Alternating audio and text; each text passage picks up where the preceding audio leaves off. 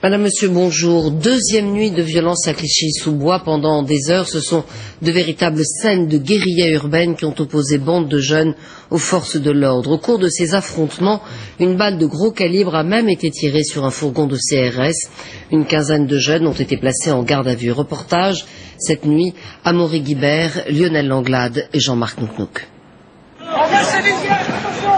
Clichy-sous-Bois s'est de nouveau embrasé. Dès 21h, plusieurs centaines de jeunes commencent à provoquer les forces de l'ordre.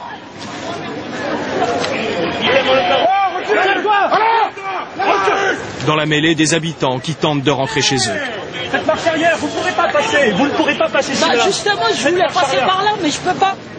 Au milieu des rues, des carcasses de véhicules en feu. Il y en a eu 29 selon les pompiers. S'il vous plaît, allez-y. Laissez-nous le temps de leur parler, s'il vous plaît. Allez-y. Les anciens ont bien tenté de raisonner les plus jeunes, sans succès.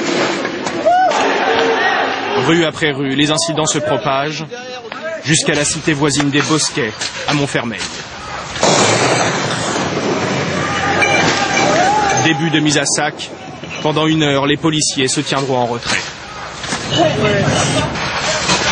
Un peu plus loin, l'annexe du commissariat sera même attaquée.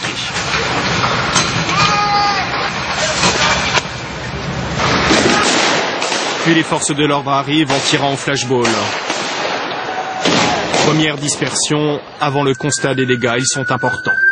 La police prise pour cible. À Clichy-sous-Bois, un quart de CRS a essuyé un tir à balles réelles.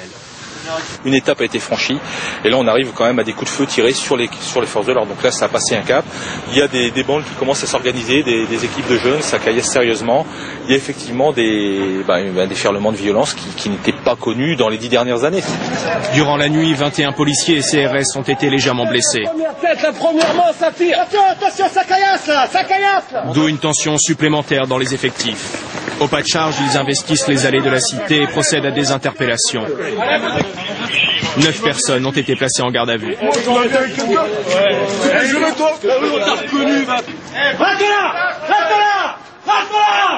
Et sans ménagement, tous les habitants ont été priés de rentrer chez eux. Un couvre-feu sous haute tension, le calme est revenu vers 1h du matin.